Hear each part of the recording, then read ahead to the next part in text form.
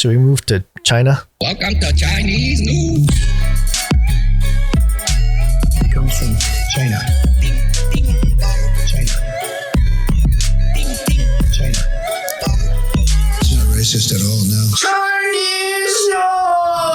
This is dailymail.co.uk. Headline: China's ex-president Hu Jintao, 79, is erased from the internet after being forcibly removed from seat next to Xi Jinping at Communist Party Congress, as state media claims he was dragged away because he was, quote, not feeling well, but is now, quote, much better.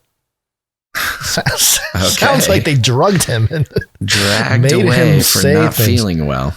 China's former leader Hu Jintao was forcibly removed from his seat next to President Xi Jinping at a televised Communist Party Congress today before his name appeared to vanish from Chinese social media. Hu Jintao was taken off stage shortly after foreign media came into the Great Hall of the People, Beijing. Search results for him on Weibo, China's version of Twitter, have appeared to be heavily censored since his hasty removal. On late Saturday, state media claimed Hu was, quote unquote, not feeling well when he was escorted out, but was doing much better after getting some rest. During the incident, the 79-year-old looked slightly disoriented as two assistants came to speak to him and reluctant to move in part of the clip. So, yeah, there's video footage of it. He's it's kind of like the council setup. He's literally sitting to the left of Xi, immediate left. And these two guys wearing masks walk up to him. They kind of pick him up by the arm. And you can tell he's sort of confused and kind of pushing back on, like, hey, wait a minute, what's going on here? And but he kind of like tries to appeal to Xi too. Yeah. He and kind of does a stops nod by Xi and kind of tries to get his attention, tries to talk to him while he's being dragged away by the goons. Yeah, kind of interesting.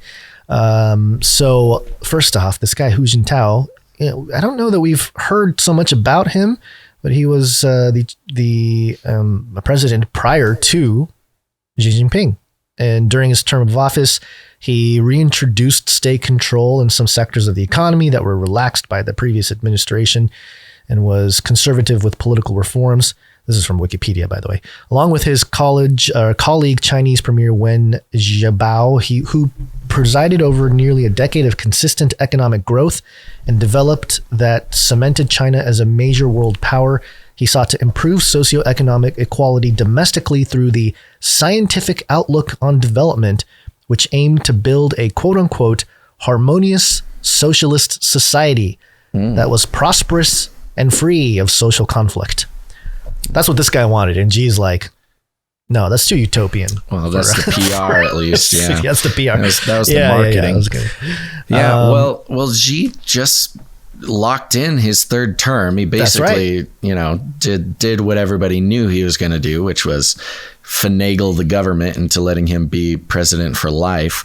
I imagine we just have to assume, right, that this guy gave a little bit too much friction to that process, or what? Something. I mean, this is very public. This is a public statement that, maybe it's just a statement of like the old CCP is gone. It's the new CCP. It's the GGP maybe. And anybody who causes any friction will publicly get lifted up and dragged away. Yeah. So what's interesting as well, from the internet. The Guardian has the full clip. It's about a minute and a half, or about a minute here. I'm showing it on screen for those of you following along, watching the video. And, you see the whole thing unfold. But what's interesting to me is that as he does his little perk walk, as he's being whisked away, goes through the row of these Chinese officials. And it's just strange. We always talk about the CCP. We know about Xi Jinping, obviously, but we don't really look at the faces of the other council members or whatever they have over there. Mm-hmm. And so I thought that was interesting as part of a strange way to reveal, the faces behind the Communist Party over there, and just being shown all over the West, because they are trying to sort of build up the World War III tensions. So I don't know. It's always a little suspicious when there's guys in military jackets and stuff. So clearly it's the eclectic leaders of China and the Communist Party. So yeah, that's a small detail, observation. I mean, to be publicly removed from a CCP, meeting. Yeah. And, the footage really speaks the whole story, because it's not like he could have been picked up and kind of ushered away when the camera wasn't on him. Right. And they could have just, if he really, of course, as if I need to like justify why we know this, the story is not the real story, but the camera zooms in on him and follows him out the room. It's a tracking cam shot all the way, the long perp walk all the way out the door, not, and then, of course, being erased from the internet, that's it's a sure sign. And all, the whole imagery of walking by all those officials and none of them acknowledging him. Nobody even looking at him. Not even looking. They're just, oh, yes, we must remove this thing. Yeah. It's bizarre. I mean, this is a firsthand look into what communist governance looks like, I guess. I don't know. It's one of those things you visually don't necessarily get all the time from within. It's bizarre. And it's interesting too, because I guess this guy's been sitting basically at Xi's side. Yeah. He's a former president. So literally sits at his side. He sits in the chair next to him in these meetings. So that's pretty. That's number two. I do not envy that man. This is Dr. Evil taking out his number two and replacing him with Mini-Me. We're going to see Mini G, maybe. Huh? Mini G. He wears them on a little baby Bjorn. Oh my God, that'd be so cute. I know we said we're going to drop this. Let me do it really quick. I can do it fast. I do it fast. A new world order. And it has to do with the stepping down of Liz Truss. When along came Lizzie the lizard. You're fired. Get out of here. That is a disgrace. Yeah. Oh, I forgot about the DOJ thing. China. No, that's fine. The DOJ thing is just not very important. The DOJ has arrested a dozen Chinese intelligence officials in the U.S.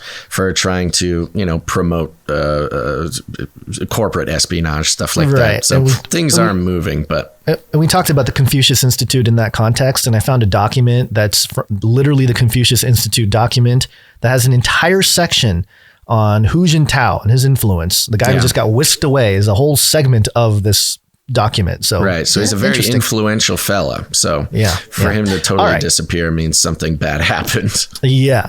In the meantime, in the UK, we have Liz Truss resigns. Rishi Sunak wins vote to become UK's next prime minister. And the Washington Journal here, just to read a paragraph, former Chancellor Rishi Sunak, who warned that Liz Truss's economic plans for Britain were a fairy tale, won the contest to succeed her as prime minister on Monday, taking over the world's sixth biggest economy at a time of deep financial and political turbulence. Right. And it's almost... Won the contest sounds really kind of amateur, doesn't it? Yeah. He won the contest. I know, it's Britain. And to just kind of summarize it pretty quickly, it's a very interesting. He was actually ran against Lizzie. That's right. In their first sort of head to head. She won. She was there for 45 days, tanked the entire economy. Now he comes in. He'll be the first British Asian prime minister and first Hindu prime minister, and is 42 years old, the youngest prime minister in modern times. His father, I believe, runs I'm just pulling the data or the bullet points from a lot of the people kind of tweeting about it. So this is all alleged. I've not been able to back this up, but this is what people are talking about. His family runs a China-linked World Economic Forum partner company, peddling digital ID and they capitalized it. That doesn't make sense. Peddling digital ID and social credit scores. Okay, we'll need to confirm all that. Well, I got some stuff on that. Good. All right. So first off, he was born in Southampton to Punjabi Indian descent who migrated to Britain in the 1960s. He studied at Stanford, and then his wife there, and then he. His wife that he met at Stanford was the daughter of an Indian billionaire businessman who started Infosys. Oh, good. And Perfect. then, perfect, right? And then Sunak and Murty are together, him and his now wife, are the 222nd richest people in Britain with a combined fortune of £730 million as of 2022. And then after graduating, Sunak worked for Goldman Sachs and later as a partner at the hedge fund firm, the Children's Investment Fund Management and Thelema Partners. I thought it's a Thelema, and I was like, oh my gosh, Thelema. No, I thought so too. It's Thelema. Wow, yeah. Very interesting. So, kind of a interesting fellow to be stepping in. And, the quick short of it is that he's stepping in to try to fix the economic stuff.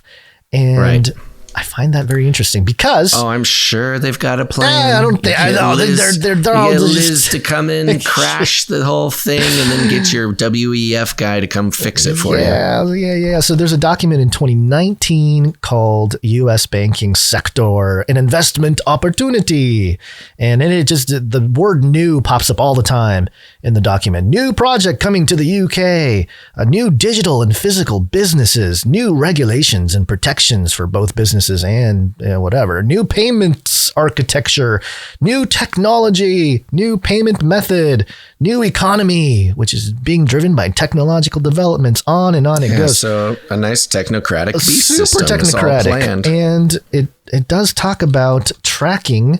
What was it? Oh man, I couldn't. There was another spot here where it talks about it's ESG. Obviously, we know about that. But there was a part that talked about identification. And let me try to find it here. Oh shoot, I lost it. Almost there. Well, anyway, this document outlines sort of the way into a more.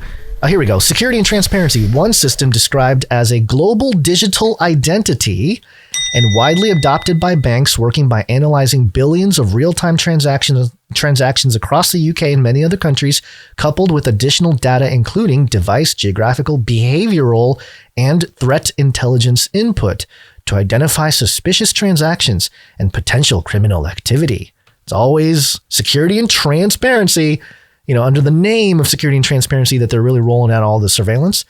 And the big thing with this, Sunak being of Indian descent, if we talk about India and what they have over there as a system, about Aadhaar.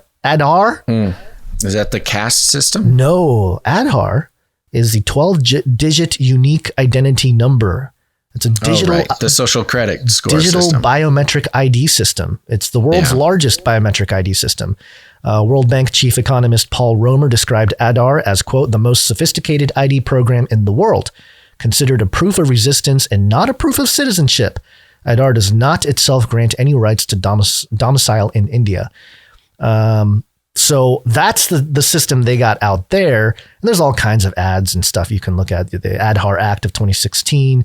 And there's articles about how to scan your face with the Aadhaar app and stuff like that. Yeah. No, we gave the full breakdown when it came out. Right. So it was 2016. So it just seems like India was used as a testing bed for all this technology, the biometric identification. And now we have a guy who's ethnically traced back to India.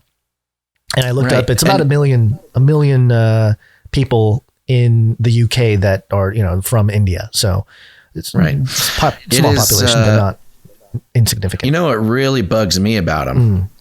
He is, the way he speaks, the way he acts, the way he looks, the way he carries himself.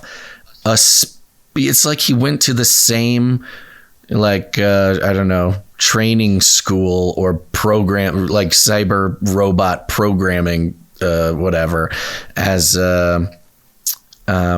Justin Trudeau. Yeah, he is like a Trudeau, spitting cookie cut Trudeau. He is a spitting image of a Trudeau type archetype, right?